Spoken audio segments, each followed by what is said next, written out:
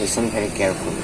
আজকের এই কয়েক মিনিটের কথা হয়তো তোমার পুরো জীবনের পথ চেঞ্জ করে দিতে পারে। তুমি যদি মন দিয়ে শোনো, আমি গ্যারান্টি দিচ্ছি তোমার দৃষ্টিভঙ্গি চেঞ্জ হয়ে যাবে। যারা খালি অভিযোগ করে যে সময় নেই, টাকা নেই, সুযোগ নেই, লাক নেই, কিন্তু শুধু নিজেকে একটাই প্রশ্ন করো যে তুমি কি তোমার সবটুকু দিচ্ছ? কারণ সত্যি কথা হলো কেউ তোমাকে বাঁচাতে আসবে না। তোমার নিজের ফিউচার তোমার নিজের হাতে। সফল হতে গেলে ডিসিপ্লিন, ফিলিং না, হ্যাবিট দিয়ে কাজ চালাতে হবে। ফোকাস, ডিস্ট্রাকশন বাদ দিয়ে প্রতিদিন ছোট ছোট স্টেপ নিতে হবে। কনসিস্টেন্সি, একদিন নয়, একবার নয়, বরং বছরের পর বছর চালিয়ে যেতে হবে।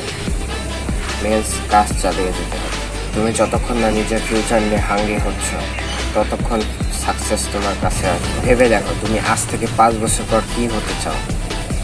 একজন অর্ডিনারি মানুষ, নাকি সেই ব্যক্তি যে যার থেকে অন্যরা ইন্সপায়ার হবে? তোমার প্রতিদিনের ছোট ছোট ডিসিশনই তোমাকে বানাচ্ছে সেই মানুষ।